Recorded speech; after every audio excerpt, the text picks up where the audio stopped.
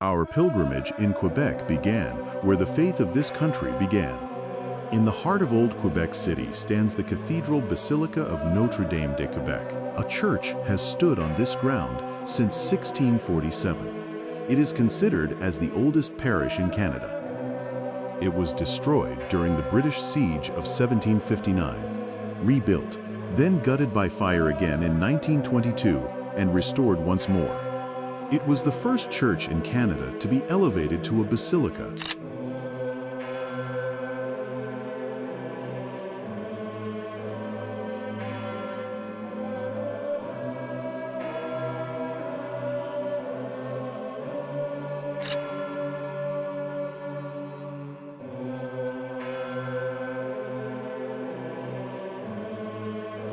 And buried here is the man who started it all, François de Laval, the first bishop of Quebec, who built the Catholic Church in this country when it was still a French colony.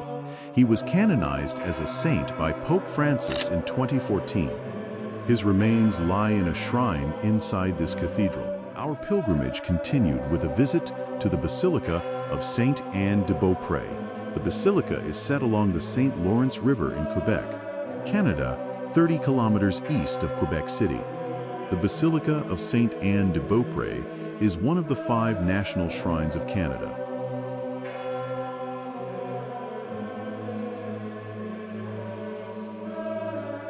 It has been credited by the Church with many miracles of curing the sick and disabled. It is dedicated to Saint Anne, the Mother of Mary, and the grandmother of Jesus.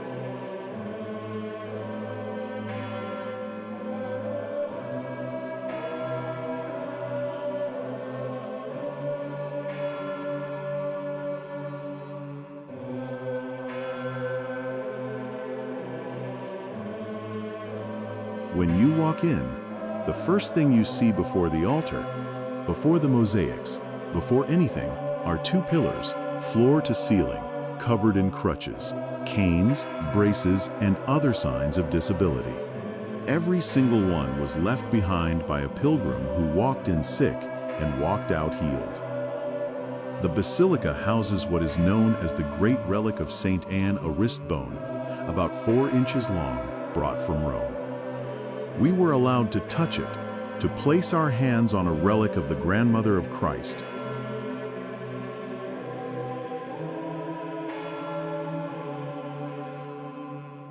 Near the Basilica of Saint Anne at the shrine in Quebec stands another place of devotion, the Scala Santa, the Holy Stairs. Built in 1891, this was the first Scala Santa in North America, a replica of the original Holy Stairs in Rome, at the Basilica of St. John Lateran. According to Catholic tradition, the original stairs are the very steps Jesus climbed on his way to trial before Pontius Pilate during his passion.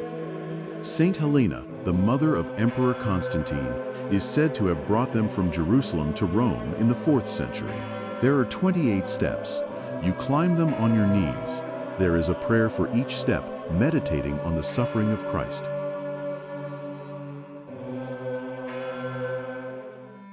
We left Sainte-Anne-de-Beaupré and turned west, toward Montreal, where 2 more sacred places were waiting.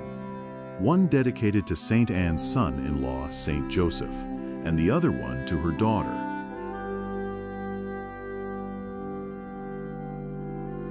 Saint Joseph's Oratory of Mount Royal, founded in 1904, is the largest church in Canada and the largest shrine in the world dedicated to Saint Joseph.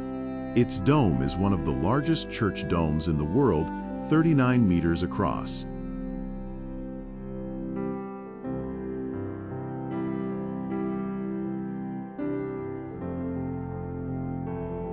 Rising 97 meters into the sky, it sits on Mount Royal's summit, and the structure rises more than 30 meters above it.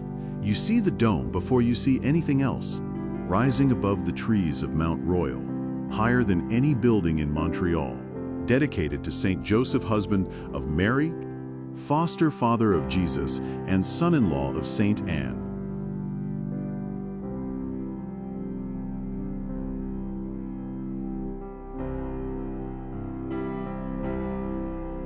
But the Oratory's most extraordinary story isn't about the building. It's about the man behind it. His name was André Bessette. Brother André was born as Alfred Bessette in 1845. In a small town southeast of Montreal, Alfred had fragile health. He tried job after job: farmer, cobbler, baker, blacksmith, and failed at each one because his body couldn't sustain the work. He could barely read. In 1870, he was accepted into the novitiate of the Congregation of Holy Cross and was given a new name, Brother André. They assigned him the lowest position available, porter, at College Notre-Dame in Côte des Neiges. A doorman, he answered the door, tended the garden, and carried out errands. And then something began to happen. People came to the college sick, and Brother André would pray with them and encourage devotion to Saint Joseph, and they were healed. Word spread, hundreds came, then thousands. In 1904, André launched a campaign to build a tiny chapel, an oratory dedicated to Saint Joseph on the slopes of Mount Royal. A small chapel was built, then something larger, then something much larger. A man too frail to hold a job, too unlettered to read a book. He built the largest church in Canada. André died on January 6, 1937, at the age of 91. On October 17, 2010, Saint André Bessette became the first saint of the Congregation of Holy Cross when he was canonized by Pope Benedict XVI.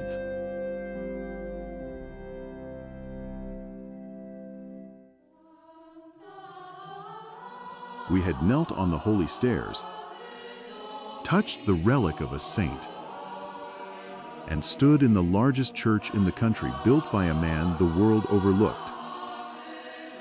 But one more place was waiting, back across Montreal, in the heart of the old city, a church dedicated to his mother, to the Blessed Mother herself. In the heart of old Montreal, on Place d'Armes, stands Notre-Dame Basilica, the last stop on our pilgrimage.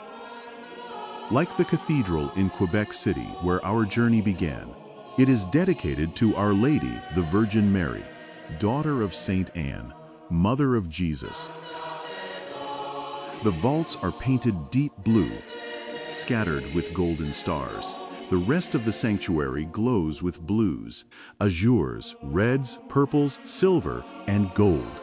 It was designed to make you feel like you've stepped into heaven. Behind the altar, the entire sanctuary wall tells one story from bottom to top. At the base, the Last Supper carved in wood. At the center, the crucifixion.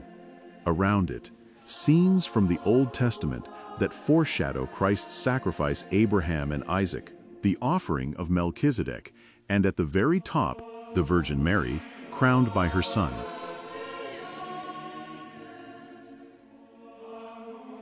The whole composition draws your eye upward past the cross, past the coronation, into the blue vault with its angels and golden stars. It is a church designed to lift your gaze toward heaven. If Sainte-Anne-de-Beaupré felt like a place of healing, and Saint Joseph's Oratory felt like a place of perseverance, Notre-Dame feels like a place of awe, a church built to make you look up.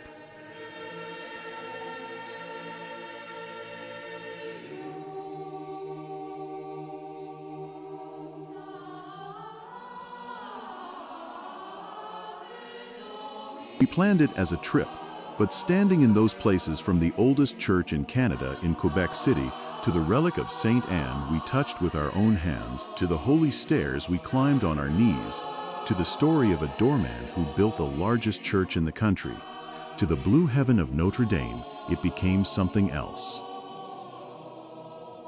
We may never come back to Quebec. This may have been our one chance. If it was, we're grateful these places were part of it.